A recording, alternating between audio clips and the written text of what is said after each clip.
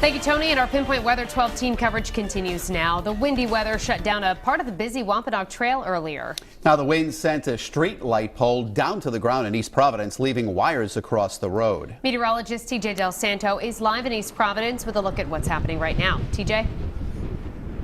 The winds are still pretty gusty out here. Yeah, this portion of the Wampanoag Trail here in East Providence in the Riverside section was closed for a little while due to wind damage earlier in the day.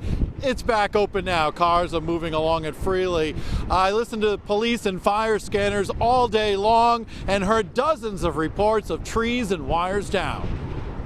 Whipping winds across the area caused pockets of tree and wire damage, including here in Riverside, where this streetlight pole came down and a wire was draped across Wampanoag Trail near Buckthorn Avenue.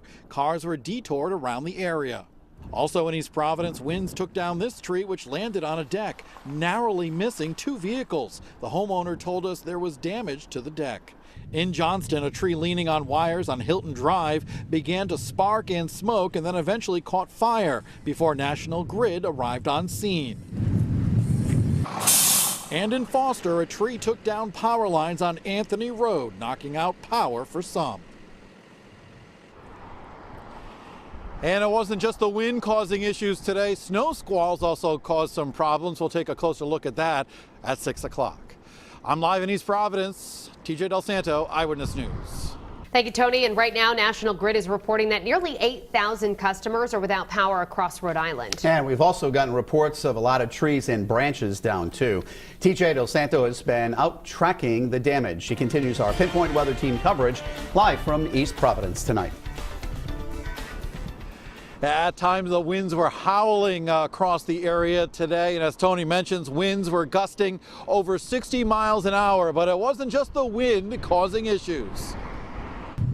Winds in Rhode Island and the entire Northeast gave us a reminder that it's still winter. Wind chills in the teens made it feel like winter, and the snow squalls riding in on those winds made it look like winter. Visibility dropped within the squalls, which actually originated from the Great Lakes. Yes, lake effect snow here in Rhode Island. The cold winds brought trees and wires down, including here in Johnston, where a tree caught fire while leaning on a power line.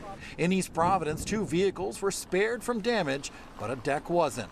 Also in East Providence, this street light came crashing down and its power line was draped across the Wampanoag Trail. Police blocked off the road for about an hour. And back here live in East Providence on the Wampanoag Trail, traffic is flowing once again. The roads have been open for about an hour now. And by the way, northern Rhode Island and some of those snow squalls picked up about an inch and a half in some isolated areas. Reporting live from East Providence, I'm TJ Del Santo, Eyewitness News.